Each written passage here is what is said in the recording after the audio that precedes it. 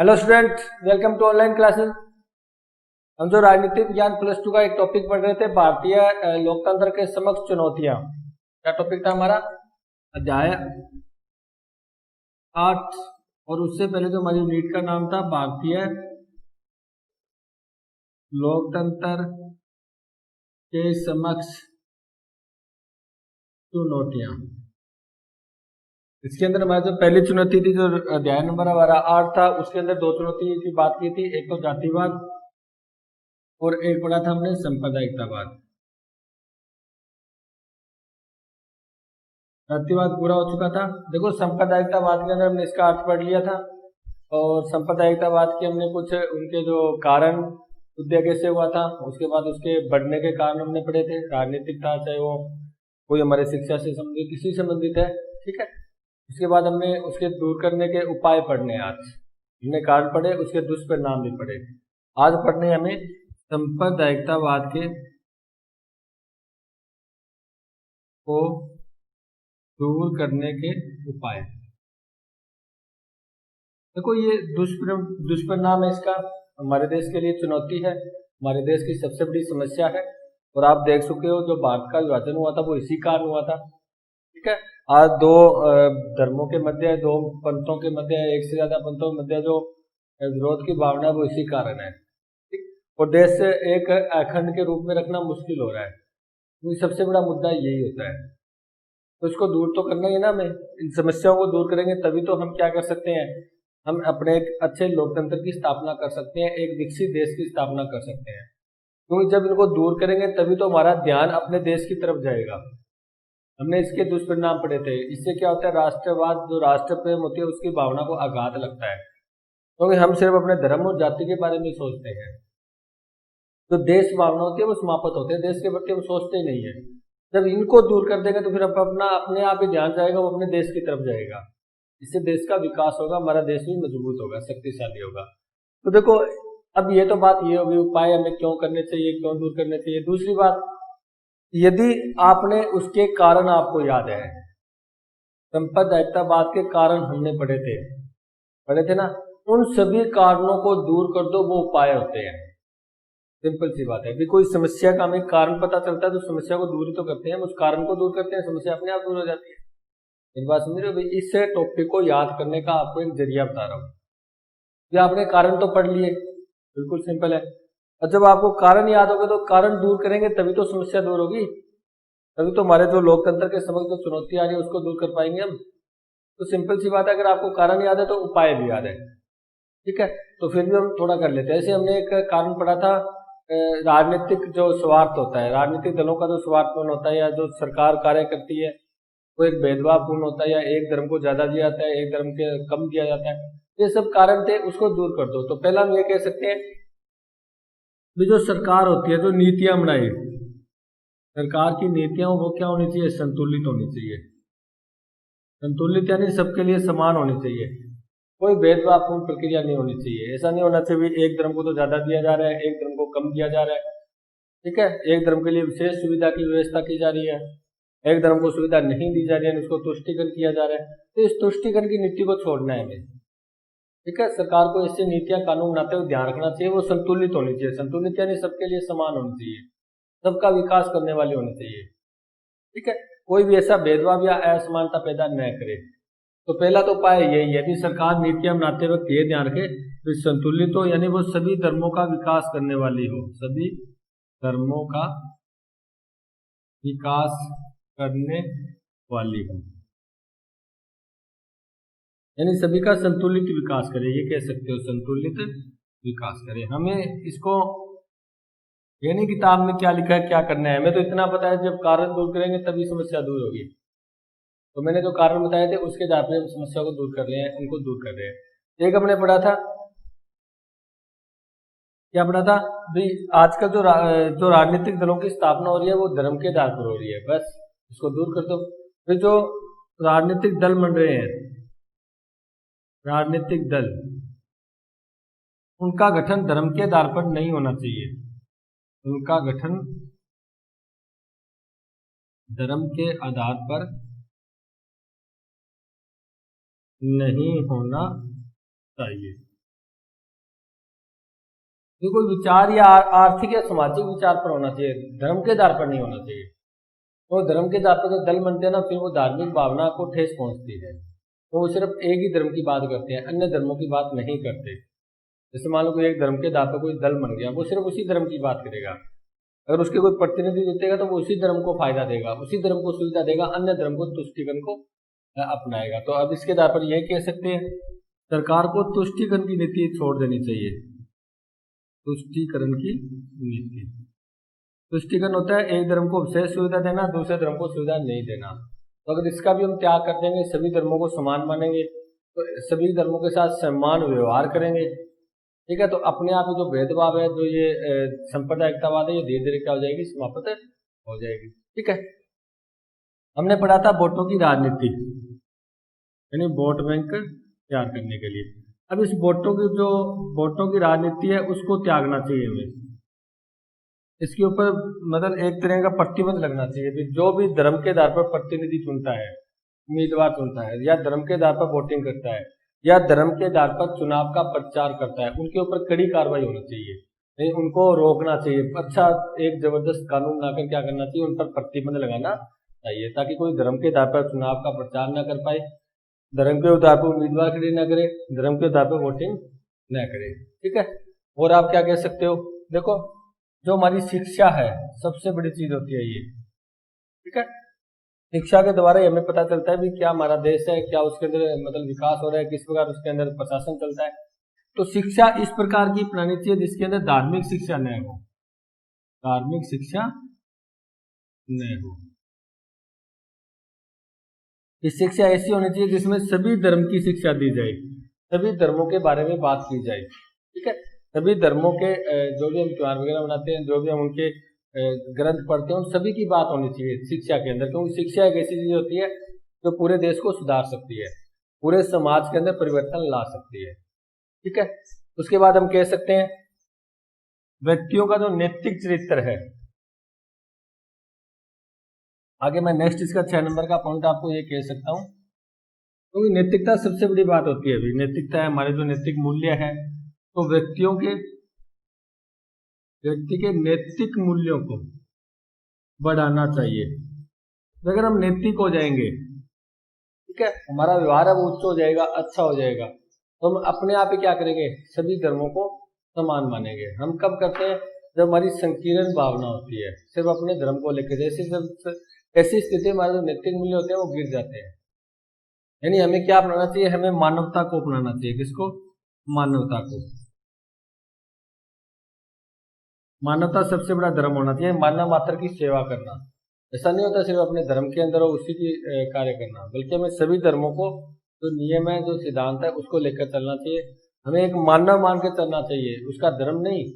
एक व्यक्ति दूसरे व्यक्ति की किसी प्रकार की सहायता करता है, वो धर्म के अनुसार नहीं होना चाहिए, बल्कि वो एक मानव है। ठीक है, यानी मानवतावाद के सिद्धांत पर हमें चलना चाहिए। तो इससे हमारा क्या होगा, नैतिक मूल्यों में वृद्धि होगी। ठीक है, और जो हम धर्म के आधार पर लड़ते हैं, झगड़ते हैं, संघर्ष करते हैं, उससे छुटकारा प्राप्त होगा, देश का विकास होगा। ठीक है, उसके बाद हम और क्या कर सकते हैं इसके लिए, शिक्षा में सुधार कर सकते हैं, नैतिक मूल्यों को बढ़ावा दे सकते हैं, मानवतावाद को हम बढ़ा सकते हैं, और हम क्या कर सकते हैं, हम व्यक्तियों को यानी बच्चों को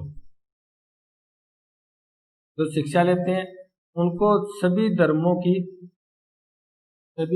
के बारे में व्यवहारिक जानकारी दे सकते हैं। व्यवहारिक, मैंने आपको पहले ही कहा था, तो सभी धर्मों का उद्देश्य एक ही है, सभी धर्मों की बातें एक ही है, मानव मात्र की सेवा करना, किसी को दुख न देना, किसी की आत्मा को ठेस न पहुंचाना, धोखा न देना, झूठ मत बोलना, ठीक है, चोरी नहीं करनी, ये सभी धर्मों के उद्देश्य हैं। सभी धर्मों का जो बड़े बड़े जो हमारे संत महात्मा हुए हैं, चाहे वो किसी धर्म से, उनके जो ग्रंथ है, उनकी सबकी बात सेम है। वो तो हमने अपने स्वार्थ के लिए उनके अलग अलग अर्थ निकाल लिए हैं, अपने स्वार्थ के लिए। ठीक है, और आप क्या कह सकते हो, हमें संकीर्ण भावना को छोड़नी चाहिए। संकीर्ण भावना होती है जो सिर्फ अपने धर्म के बारे में सोचते हैं, यानी हमें स्वार्थपन है उसको छोड़ देना चाहिए, क्योंकि हम अपने स्वार्थ के लिए क्या करते हैं, इनका गलत यूज करते हैं, इनका हम जो परिभाषित करते हैं उनको गलत तरीके से जनता के सामने लेके आते हैं। ठीक है। तो ऐसी स्थिति में जो ये स्वार्थपन है उसको हमें छोड़ना चाहिए, और जो संकीर्ण भावना, संकीर्ण होती है छोटी भावना, उसके अंदर सिर्फ हम जाति और धर्म अपने अपने की बात करते हैं, बाहर और पूरे देश को, अन्य धर्मों को, अन्य जातियों को छोड़ देते हैं हम। तो इस संकीर्ण भावना का हमें क्या करना चाहिए? त्याग करना चाहिए, त्याग करना चाहिए। स्वार्थपन का हमें त्याग करना चाहिए, त्याग करना चाहिए। यानी बहुत सी बातें हो सकती है, क्योंकि ये देखो मैंने आपको बुक्स से नहीं बताई, क्योंकि हमें पता है कि किसी भी समस्या का कोई ना कोई कारण होता है। अब आपको कह दो जी सीधी समस्या को दूर करना है, चुनौती को दूर करना है, उस प्रॉब्लम्स को दूर ही हम तब कर सकते हैं जब उसके हमें कारण की खोज करनी है। कारण का पता चल गया, उस कारण को दूर कर दो, वो अपने आप ही समाप्त हो जाएगा। समझ रहे ना बात? तो मेन तो आपको कारण का पता होना चाहिए, उन सभी को दूर कर दो। जैसे आप सभी कारणों को दूर करोगे तो अपने आप ही क्या हो जाएगा? सारी समस्याएं दूर हो जाएगी। जैसे हम नेक्स्ट इसके अंदर बात कर सकते हैं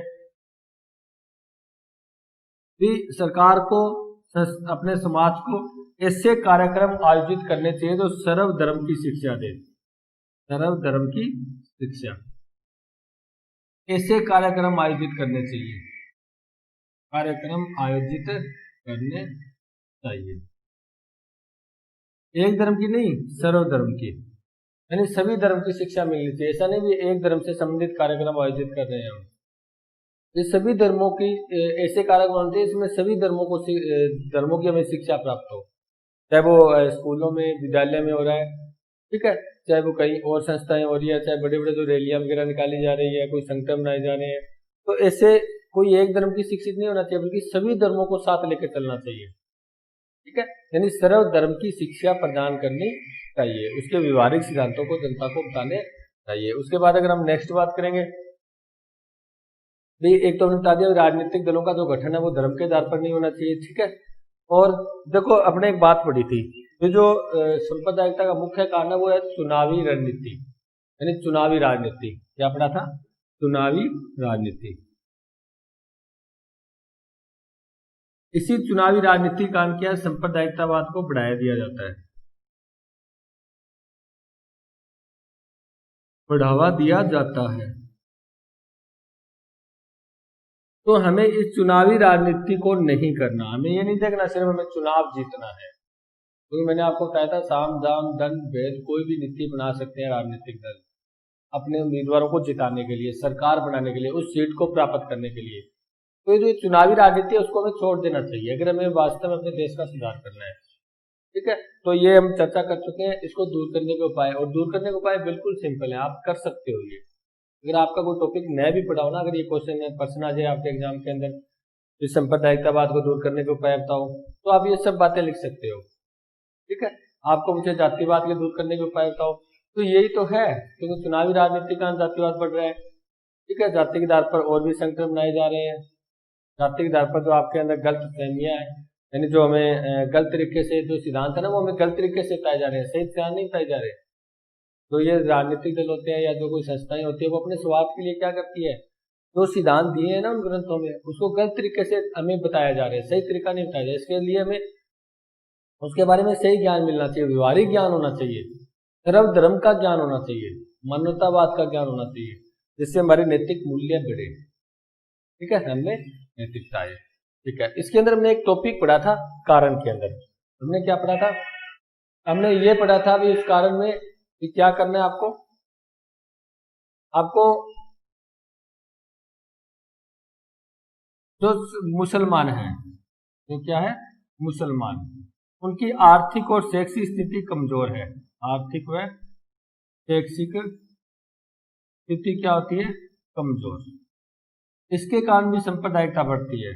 तो अगर हम उसकी आर्थिक और शैक्षिक स्थिति को बढ़ा दें, क्या यानी उनमें आर्थिक रूप से भी उनका विकास होना चाहिए, उनके लिए जो अल्पसंख्यक है मुसलमान, उनको योजना बनाकर उनका विकास करना चाहिए, उनके अंदर शिक्षा की बढ़ोतरी करनी चाहिए, तो ये कारण दूर करना चाहिए। ये कारण ही था एक, जो उसकी आर्थिक और शैक्षिक स्थिति कमजोर है, तो उसको दूर कर दो, अपने आप उनकी आर्थिक स्थिति बढ़ जाएगी, आर्थिक विकास करेंगे वो, ठीक है।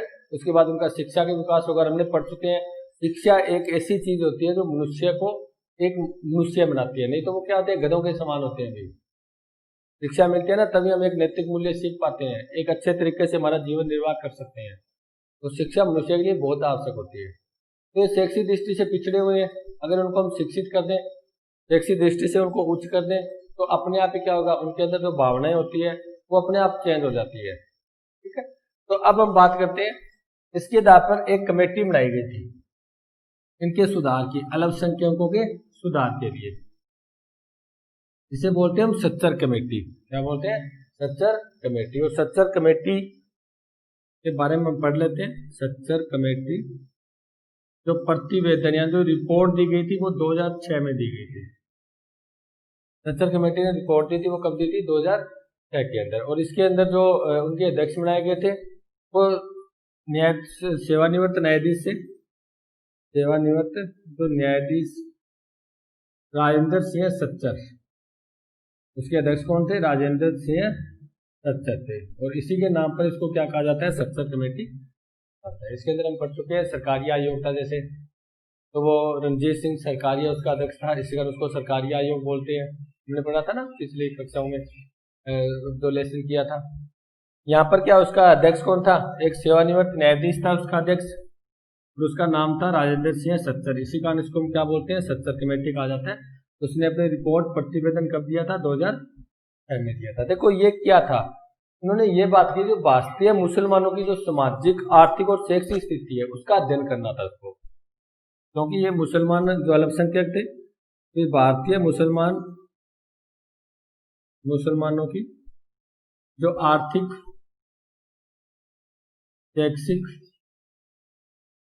नहीं उनकी आर्थिक, शैक्षिक और उनकी जो आप कह सकते हो सामाजिक इस स्थिति का अध्ययन करना था और उनको रिपोर्ट देना था, इसको हम सुधार कैसे दे सकते हैं। ये अध्ययन तो करेंगे हम, जैसे हमने कहा था शैक्षिक दृष्टि का अध्ययन किया था वो पिछड़े हुए हैं, आर्थिक दृष्टि का अध्ययन किया था वो पिछड़े हुए हैं, ये कर चुके हैं हम कारण के अंदर। तो इनसे ये पूछा गया था उसको हम सुधार कैसे सकते हैं, आप उसका अध्ययन करो और उसके दूर करने के उपाय बताओ आप। तो उन्होंने कहा था जो अल्पसंख्यक है उनके कल्याण के विकास के लिए उन्होंने 15 सूची एक कार्यक्रम दिया था। 15 सूची कार्यक्रम राजेंद्र सिंह सच्चर ने, सच्चर कमेटी ने अपने रिपोर्ट के अंदर, उनके जो आर्थिक अल्पसंख्यक है, क्योंकि मुसलमान अल्पसंख्यक के रूप में है, उनके आर्थिक और सामाजिक और शैक्षिक दृष्टि को सुधारने के लिए उन्होंने एक 15 सूची कार्यक्रम दिया था। एक 15 कुछ कार्यक्रम तय थे किसके द्वारा हम उसके आर्थिक और जो शैक्षिक दृष्टि है उनको हम सुधार सकते हैं, सामाजिक दृष्टि को हम सुधार सकते हैं, उनका विकास कर सकते हैं। जैसे उसने कहा था सर्व शिक्षा अभियान की बात की थी, मुस्लिम बालिकाओं के लिए तो उनके विकास की बात की थी, ठीक है, सुविधाओं की बात की थी। एक तो उन्होंने कहा था सर्व शिक्षा अभियान, सर्व शिक्षा अभियान के तहत भी हम इसको क्या कर सकते हैं, उनकी आर्थिक और शैक्षिक दृष्टि को हम सुधार सकते हैं, यानी शिक्षा के संबंधी था सर्व शिक्षा अभियान, तो उसकी शैक्षिक दृष्टि को हम सुधार सकते हैं। दूसरी उन्होंने बात की थी जो मुसलमानों की बालिकाएं हैं, ये बालिकाएं, उनको क्या देनी चाहिए, विशेष सुविधाएं देनी चाहिए ताकि वो शिक्षा के रूप में आगे बढ़े, उनको शिक्षित किया जा सके, ठीक है। उसके बाद उन्होंने कहा था कि केंद्र सरकार के लिए उन्होंने एक बात भी कही थी कि जो अल्पसंख्यक है जैसे मुसलमान है उनके विकास के लिए आरक्षण की बात कही थी। और ये जो आरक्षण हो रहा था ना, आरक्षण की बात कही गई थी, वो आरक्षण एक राजनीतिक मुद्दा था, राजनीतिक मुद्दा, यानी कुछ लोगों ने राजनीतिक मुद्दा बना दिया इसको और अपने स्वार्थ के लिए, यानी वोट बैंक तैयार करने के लिए उन्होंने क्या किया था, अल्पसंख्यक के लिए, अल्पसंख्यकों के लिए आरक्षण की बात कही थी। इनको आरक्षण दे दो ताकि इनका विकास हो जाए, इनको आरक्षण दे दो ताकि उनका विकास हो जाए, क्योंकि तो राजनीतिक मुद्दा था, उनको तो एक वोट बैंक तैयार करना था, ठीक है। तो उस टाइम जो तत्कालीन जो केंद्र सरकार थी उन्होंने क्या किया, जो हमारी अन्य पिछड़ा वर्ग का जो कोटा होता है, यानी उस समय जो तत्कालीन यानी उसी समय जो केंद्र सरकार थी उन्होंने क्या किया, जो अन्य पिछड़ा वर्ग होता है, अन्य पिछड़ा वर्ग के अंदर उनको 4.5% का आरक्षण दे दिया, अन्य पिछड़ा वर्ग के कोटे के अंदर इनको क्या दे दिया, 4.5% आरक्षण अल्पसंख्यकों को प्रदान कर दिया। ठीक है, यानी उन्होंने लागू कर दिया। उन्होंने कहा था भी आप ऐसे करो, आरक्षण दे दो अल्पसंख्यकों को ताकि उनका विकास हो जाए। तो केंद्र सरकार ने उसी टाइम क्या कर दिया, इनको 4.5 यानी 4.5% का आरक्षण दिया था। ये अन्य पिछड़ा वर्ग के कोटे से ही दिया गया था। तो इस आरक्षण को सबसे पहले जो खारिज किया था, क्यों किया था, उसकी भी चर्चा करेंगे हम। पहले बात कर लेते हैं आंध्र प्रदेश की हाई कोर्ट। आंध्र प्रदेश का जो उच्च न्यायालय था, हाई कोर्ट थी, उसने सबसे पहले इस आरक्षण को खारिज कर दिया। आरक्षण को खारिज कर दिया यानी समाप्त कर दिया, यानी खारिज कर दिया इसको समाप्त कर दिया कि कम आरक्षण नहीं देंगे। दूसरी बात, उसके बाद जो सुप्रीम कोर्ट थी, तो सर्वोच्च न्यायालय था, उच्चतम न्यायालय था, उच्चतम न्यायालय, इसने भी क्या किया, इस आरक्षण को खारिज कर दिया। क्यों खारिज किया था ऐसा, मैं आपको बताया था, ये खारिज तो कर दिया, समाप्त तो कर दिया, आरक्षण केंद्र सरकार ने तो लागू किया था। और मैंने आपको यह भी बताया था कि जब केंद्र सरकार कोई काम करती है तो न्यायपालिका क्या कर सकती है, उसको अवैध घोषित कर सकती है अगर वो संविधान का अतिक्रमण करता है। न्यायिक पुनरावलोकन सिद्धांत हम जो शक्ति थी वो पढ़ चुके हैं। यानी न्यायिक पुनरावलोकन के तहत उन्होंने क्या किया, इसकी जांच की और उसको खारिज कर दिया। और खारिज करने का कारण ये बताया भी, जो आरक्षण है, जो आरक्षण दिया जाता है वो धर्म के आधार पर नहीं दिया जा सकता, धर्म के आधार पर नहीं दिया जा सकता।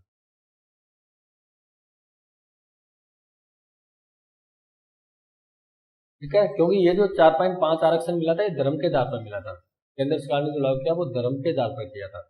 जैसे मुसलमानों को दिया जा रहा है, अल्पसंख्यकों को दिया जा रहा है, लेकिन सुप्रीम कोर्ट ने और जो आंध्र प्रदेश की हाई कोर्ट है उन्होंने इसको क्या कर दिया, खारिज कर दिया। और उन्होंने स्पष्ट कह दिया तो जो आरक्षण है वो हम धर्म के आधार पर नहीं प्रदान कर सकते, क्योंकि यहाँ पर हमारे जो आरक्षण है वो धर्म के आधार पर नहीं है, जाति के आधार पर। जैसे SC ST है, OBC, उनको आरक्षण दिया गया है, यहाँ पर धर्म के आधार पर आरक्षण नहीं दिया जाता। ये बात उन्होंने कही थी और इस जो लागू किया गया था इसको क्या कर दिया गया था, समाप्त कर दिया गया था, खारिज कर दिया गया था। ये थी भी सच्चर कमेटी, समझिए ना, बिल्कुल सिंपल है। सच्चर कमेटी का प्रतिवेदन आया था 2006 में, प्रतिवेदन रिपोर्ट 2006 में आई थी। ठीक है, इसको गठित क्यों किया गया था, इसको किया गया था जो मुसलमान है उनकी आर्थिक, समाजी और शैक्षिक दृष्टि का अध्ययन करना है उसको, और अध्ययन करके बताना भी इसको दूर कैसे किया जा सकता है। इसके अध्यक्ष बनाए गए थे वो राजेंद्र सिंह सच्चर थे, जो पूर्व न्यायाधीश थे, इसका मतलब सेवानिवृत्त न्यायाधीश थे, उसको अध्यक्ष बनाया गया था। और उनको ये काम सौंपा गया था, चलो ठीक है आप इसकी समस्याओं का अध्ययन करो, ये पिछड़े हुए क्यों है और पिछड़े हुए है तो उसको हम दूर कैसे कर सकते हैं। तो उन्होंने कहा था भी आप ऐसे करो, एक तो सर्व शिक्षा अभियान के तहत इनका विकास करो, एक इन्होंने कहा था कि जो मुसलमानों की बालिकाएं हैं उनके लिए अन्य यानी विशेष सुविधाएं प्रदान करो। उसके बाद हुई थी आरक्षण की बात, तो बहुत से राजनीतिक मुद्दा बनाकर उसको बहुत से व्यक्तियों ने आरक्षण की मांग कर दी, उसको आरक्षण दे दो। और उनको पता है भी जो सरकार आरक्षण देगी, जो दल आरक्षण देगा, इस सरकार ने आरक्षण दे दिया तो वो पूरे के पूरे वोट उनके हो जाएंगे। यानी एक वोट बैंक तैयार करने के लिए बात कही गई थी, एक राजनीतिक मुद्दा बनाया गया था इसको। तो इसके आधार पर केंद्र सरकार ने क्या किया, OBC के कोटे से, यानी जो कन्या पिछड़ा वर्ग है उसके कोटे से 4.5% यानी 4.5% आरक्षण अल्पसंख्यकों को दे दिया। तो सबसे पहले आंध्र प्रदेश की जो हाई कोर्ट थी, उच्च न्यायालय था, उसने इसको अवैध यानी उसको खारिज कर दिया, उसको समाप्त कर दिया। और उसके बाद सुप्रीम कोर्ट ने भी क्या किया, इसको खारिज कर दिया, समाप्त कर दिया और कह दिया कि धर्म के आधार पर हम आरक्षण प्रदान नहीं कर सकते। धर्म के आधार पर आरक्षण प्रदान नहीं किया जा सकता, इसको अस्वीकार कर दिया गया। अब ये आपका जो लेसन था वो कंप्लीट हो चुका है, अभी जातिवाद कंप्लीट हो चुका है आपका। ठीक है, उसके बाद सांप्रदायिकतावाद, इसके अर्थ, इसके कारण, इसके दुष्परिणाम और इसके हम दूर करने को उपाय सब कुछ पढ़ चुके हैं। जातिवाद का अर्थ हम पढ़ चुके हैं, सांप्रदायिकतावाद का अर्थ पढ़ चुके हैं, इन दोनों के कारण हम पढ़ चुके हैं। सेम ही कारण है, देख लो आपसे। जातिवाद का वो था, राजनीतिक स्वार्थ था, वोट बैंक की बात हो रही थी। ठीक है, ये इसके अंदर था।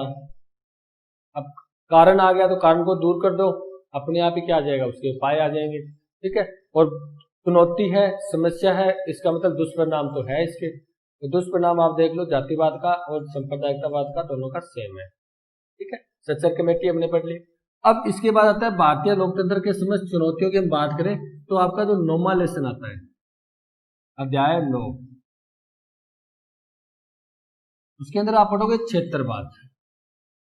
तो ये क्षेत्रवाद भी क्या है, एक सबसे बड़ी भारतीय जो लोकतंत्र है उसके समक्ष चुनौतियां, और एक आप पढ़ोगे भाषावाद। भाषावाद भी क्या है, हमारे देश के लिए सबसे बड़ी चुनौती है। ये वाद क्या होते हैं, देखो ये विचार, ये अतिवाद की बात होती है। देखो हम ठीक है, हम बात करते हैं हमारे देश में विभिन्नता पाई जाती है, धर्म के आधार पर बहुत लोग विभिन्नता पाई जाती है, जाति के आधार पर, भाषा के आधार पर, क्षेत्र के आधार पर। लेकिन जब ये अतिवाद में चला जाता है, अतिवाद में बहुत ज्यादा जैसे कहते हैं ना, बहुत ज्यादा उसके प्रति हम आकर्षित हो जाते हैं, उसी को ही लेकर चलने लग जाते हैं, तब ये समस्या पैदा करती है। अगर हम बात करें भारत की,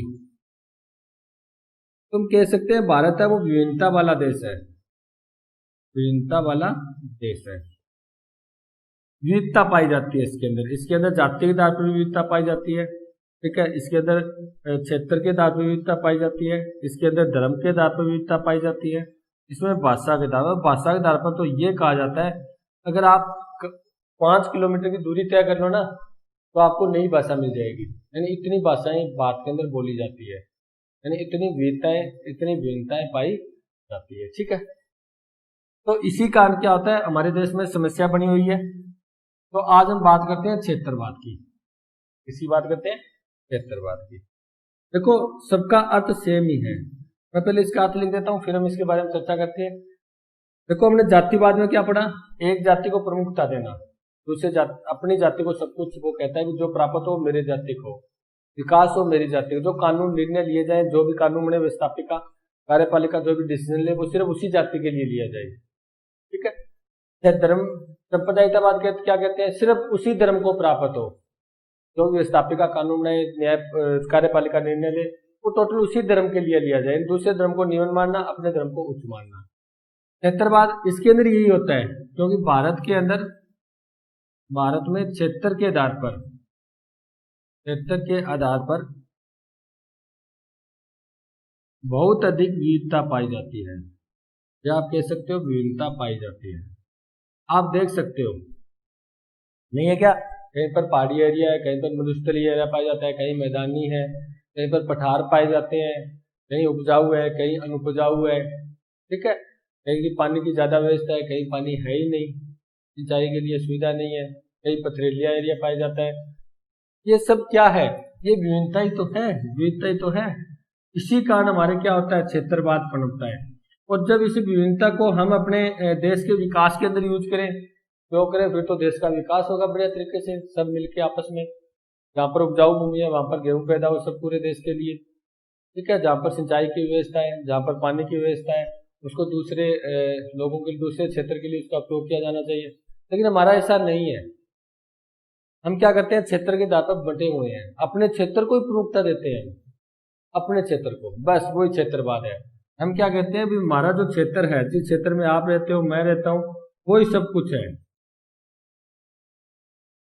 जो सुविधा मिलनी चाहिए वो उसी क्षेत्र को मिलनी चाहिए, या जो आधारभूत ढांचा हो वो उसी क्षेत्र का होना चाहिए, विकास हो वो उसी क्षेत्र का होना चाहिए, यानी वो अपने क्षेत्र को तो देते हैं प्रमुखता, और दूसरे क्षेत्रों की करते हैं वो अवहेलना, बस यही क्षेत्रवाद है, हो गया ना, बिल्कुल सिंपल है। ये अपने क्षेत्र को सुविधा देना चाहते हैं, वो विकास करना चाहते हैं अपने क्षेत्र को, तो फैक्ट्रियां जोगी करना वो अपने क्षेत्र की हो, तो जॉब निकले वो उसी क्षेत्र की निकले। और क्षेत्रवाद पर आप देखते हो न्यूज़पेपर वगैरह में, दक्षिण भारत है उसके अंदर भी बहुत ज्यादा, कई बार तो एग्जाम ही नहीं दिए जाने जाते, जो उत्तर भारतीय व्यक्ति बच्चे जाते हैं उनको पीटा जाता है, उनको प्रवेश नहीं दिया जाता।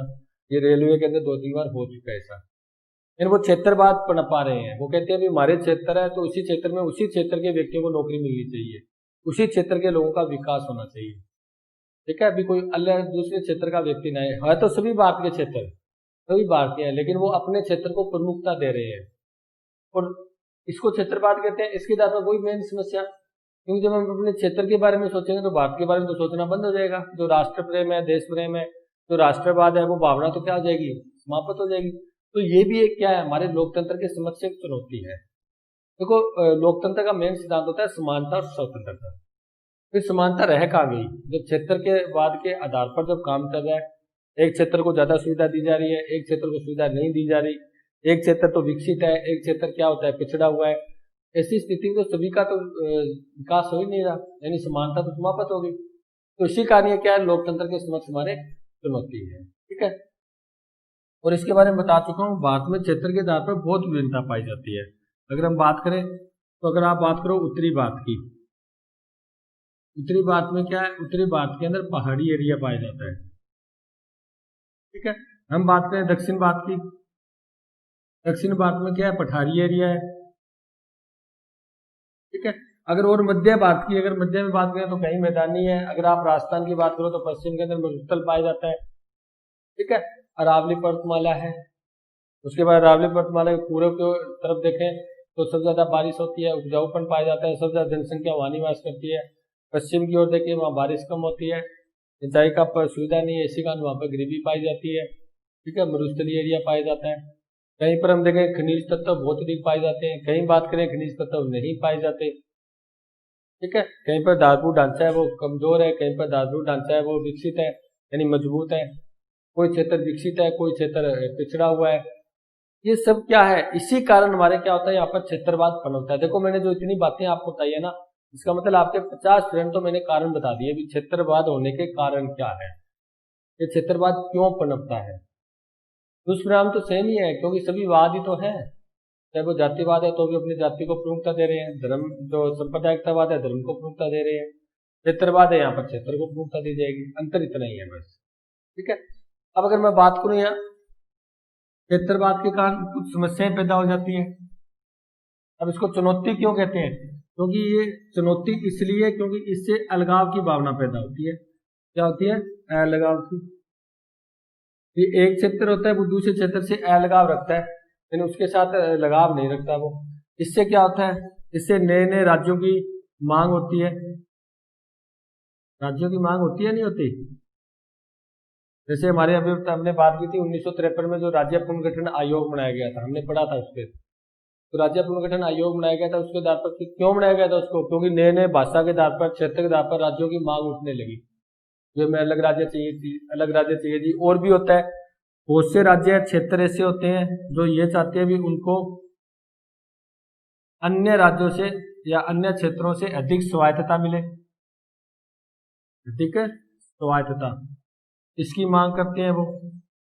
स्वायत्तता होता है भी उसको अधिक अधिकार मिले, अधिक उसको स्वतंत्रता मिले अन्य क्षेत्रों अन्य राज्यों के मुकाबले। तो इसके कारण भी बहुत ज्यादा क्या होता है, दंगे होते हैं, संघर्ष होते हैं। ठीक है, तो ये सब क्या है, ये क्षेत्रवाद है। ये होने के कारण ही तो ये क्षेत्रवाद एक समस्या है। ये देखो वैसे तो क्षेत्रवाद क्या होता है, एक तरह के हमारे देश के लिए फायदा भी देती है। तो इससे क्या हम अपने क्षेत्र के लिए काम करते हैं, उस क्षेत्र का विकास होता है। जब सभी क्षेत्रों का विकास होगा तो देश का विकास होगा। लेकिन जब इसके अंदर ये शामिल हो जाता है अलगाववाद, नए राज्यों की मांग, अपने देश के अंदर भी अपने राज्यों को अपने क्षेत्र को ज्यादा स्वायत्तता की मांग। ठीक है, आप लिख सकते हो अधिक अधिकार की मांग, अधिक स्वतंत्रता की मांग। ठीक है, अपने क्षेत्र के लिए सुविधा की मांग। और कई बार तो ऐसा ही होता है, वो क्षेत्रवाद के आधार पर वो कहता है मैं तो राज्यों से अलग कर दो जी। इसका मतलब वो बाहर से भी पृथकतावाद यानी पृथक होना चाहता है। क्या होता है, इससे पृथकतावाद भी बढ़ता है। वो कहता है जी हमें तो अलग ही राज्य चाहिए, अलग देश ही चाहिए हमें, यानी देश से टुकड़े होने के डर भी रहता है इससे। तो वो क्षेत्र क्या होता है, मजबूत होकर अपनी शक्तियां इकट्ठी कर वो क्या करता है, वो जो केंद्र होता है उससे भी लड़ सकता है वो। तो वो कहता है हमें केंद्र से अलग अलग राज्य चाहिए जी, अलग देश हमें चाहिए। तो ये समस्याएं पैदा तो होती होती है। ठीक है, अब हम पढ़ते हैं क्षेत्रवाद के कारण। भी क्षेत्रवाद पनपता ही क्यों है, उसके रीजन क्या है। कुछ राजनीतिक है, चुनावी राजनीति है, वोट बैंक है, ये तो कारण सभी में पाए जाते हैं। ठीक है, क्योंकि क्षेत्रवाद क्षेत्र के आधार पर भी राजनीति की जाती है। सरकार क्या करती है, एक क्षेत्र को ज्यादा सुविधा दी जाती है ताकि उसका एक वोट बैंक तैयार किया जा सके। ठीक है, ये तो सभी में मैटर है, चाहे आप जातिवाद पढ़ोगे तो भी राजनीतिक है, राजनीतिक दलों की जो स्वार्थपन है। ठीक है, जो वोटों की राजनीति है, चुनावों की राजनीति है, ये तो क्षेत्रवाद, जातिवाद, भाषावाद, सांप्रदायिकतावाद सब में आपको सेम ही मिलेगा। ठीक है, तो इसके कारण कर लेते हैं कुछ आज क्षेत्रवाद पनपने के कारण। देखो क्षेत्रवाद पनपने के कारण की बात करें हम तो इसके अंदर पहला आता है, पहला कारण तो होता है हमारा प्रकृति प्रदत्त, प्रकृति पद्धत विभिन्नताएं भी प्रकृति ने हमें अलग बनाया है। इस क्षेत्र को क्या बनाया, प्रकृति ने ही इन क्षेत्रों को अलग बनाया है। कहीं पर मरुस्थल बनाया है, कहीं पर मैदानी एरिया है, कहीं पर पहाड़ी है, कहीं पर पठार पाए जाते हैं। यानी इसी कारण क्षेत्रवाद, अगर सभी क्षेत्र के अंदर प्रकृति पद्धत भिन्नताएं न होती, सभी क्षेत्र क्या होते, बराबर होते, यानी सभी उपजाऊ होते, ठीक है, सभी पहाड़ी एरिया होता है या सभी खनिज प्राप्त होते या सभी के अंदर पठार पाए जाते, तो ऐसी स्थिति में तो प्रकृति ने समानता बनाई होती। लेकिन हमारे यहाँ क्या है, प्रकृति ने ही असमानता बना रखी है। प्रकृति ने क्या बना रखी है, असमानता। इसी कारण क्या होता है, क्षेत्रवाद पनपता है। यानी प्रकृति पद्धति जो समान असमानता होती है उसकी बात करते हैं। उसके बाद सेकंड हम बात करें, सरकार द्वारा साधनों का असमान वितरण। देखो, एक तो प्रकृति ने हमें क्या बनाया, असमान बनाया, भाई समान नहीं रखा, हमें अलग अलग क्षेत्र को अलग अलग प्रकार की विशेषता नेचर प्रदान की है। लेकिन यहाँ पर सरकार या जो प्रशासन होती है, प्रशासन भी क्या करता है, जब वो वितरण करता है ना, बंटवारा करता है, तो साधनों का वो भी असमान होता है। कैसे, एक क्षेत्र को तो अधिक सुविधा दे दी, अधिक साधन दिए, यानी अधिक सुविधा मिल रही है, अन्य क्षेत्रों को सुविधाएं नहीं मिल रही, अन्य क्षेत्रों को, अन्य जो क्षेत्र है उसमें सुविधा प्राप्त नहीं हो रही, तो ये भेदभाव हुआ है नहीं हुआ, नहीं मिलना। एक को तो बहुत ज्यादा मिलना, अन्य को नहीं मिलना, तो इससे क्या होता है, भेदभाव फैलता है, यानी क्षेत्रवाद पनपता है। तो एक तो प्रकृति ने क्या किया, हमें अलग अलग बना दिया, क्षेत्र को अलग अलग प्रकार से विशेषताएं प्रदान कर दी। दूसरा, जो प्रशासन है, जो सरकार है, उन्होंने क्या किया, उन्होंने भी जो वितरण किया संसाधनों का वो असमान किया। इसके कारण एक साथ एक क्षेत्र तो विकास कर रहा है, अपना विकसित हो रहा है, दूसरा क्षेत्र अभी तक पिछड़ा हुआ अपना, उसका विकास नहीं हो रहा, तो ये भेदभाव होता है। इससे क्या होता है, क्षेत्रवाद पनपता है। उसके बाद नेक्स्ट हम बात करें,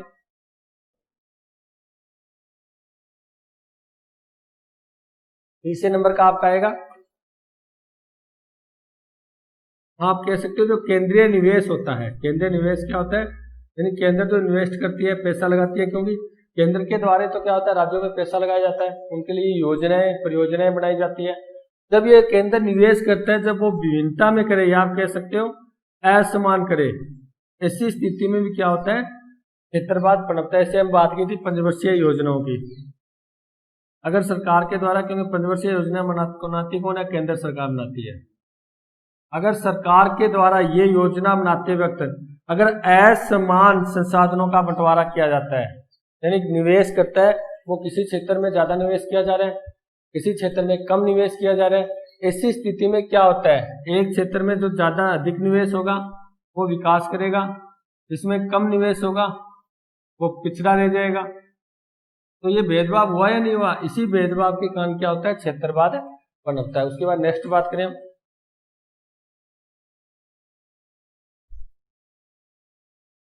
हम इसके अंदर कह सकते हैं ऐतिहासिक कारण। ऐतिहासिक कारण, कुछ राजनीतिक कारण भी होते हैं। देखो, ऐतिहासिक कारण क्या होता है कि कुछ क्षेत्र का इतिहास ही अलग होता है, उनकी हिस्ट्री अलग होती है। कुछ क्षेत्र का इतिहास बिल्कुल ही अलग होता है। हम जैसे राजस्थान का इतिहास करें, उनका अलग है, हरियाणा का, पंजाब का, सबका इतिहास अलग है।